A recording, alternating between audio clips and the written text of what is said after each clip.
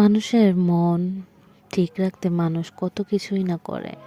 একমাত্র মনটাকে শান্ত করার জন্য, মনটাকে ভালো করার জন্য মানুষ কত রকমের উপায় খুঁজে বেড়ায়। এই দেখুন না, মন ভালো করতে আজকে সকাল সকাল বাঁধাকপির পাকোড়া রেসিপি নিয়ে হাজির হয়ে গেলাম আপনাদের সাথে।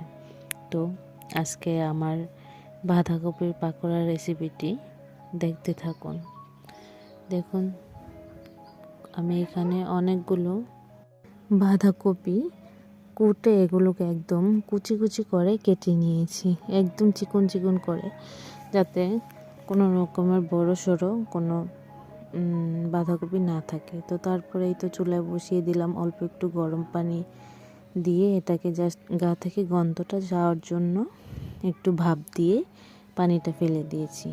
তারপর হচ্ছে এখানে 2 কাপ পরিমাণ আটার গুঁড়ি, মানে আপনারা যে আটা দিয়ে রুটি খান সেই আটার গুঁড়ি দিয়ে এখানে হচ্ছে কিছু আদা রসুন দিয়ে দিলাম। তারপর কাঁচামরিচ, ধনিয়া পাতা কেটে কুচি কুচি করে এটার সাথে দিয়ে দিয়েছি।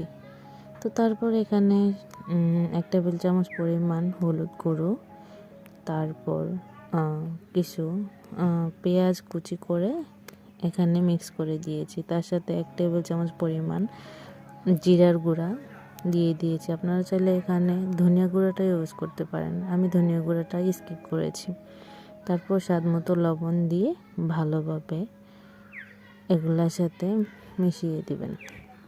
তো এখানে হচ্ছে ভাপ দেওয়া বাঁধাকপিটা আমি এগুলোর সাথে মিক্স করে অ্যাডজাস্ট করে মাখিয়ে নিয়েছি। ভালোভাবে এটাকে মাখাতে হবে যাতে কোনো কিছু আলগা না থেকে যায়।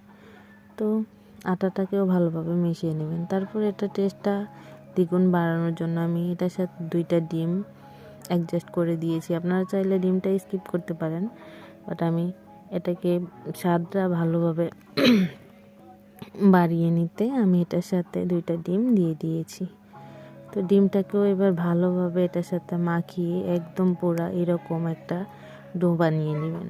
তারপর হচ্ছে কড়াই চুলায় বসিয়ে গরম করে এই তো সুন্দর করে বানিয়ে নেবেন বাঁধাকপি পাকোড়া। তো আজকের রেসিপিটি আপনাদের কাছে কেমন লাগলো দেখে অবশ্যই কমেন্ট করবেন, আর ভিডিওটি ভালো লাগলে লাইক ফলো দিয়ে আমার পেজের পাশে থাকবেন।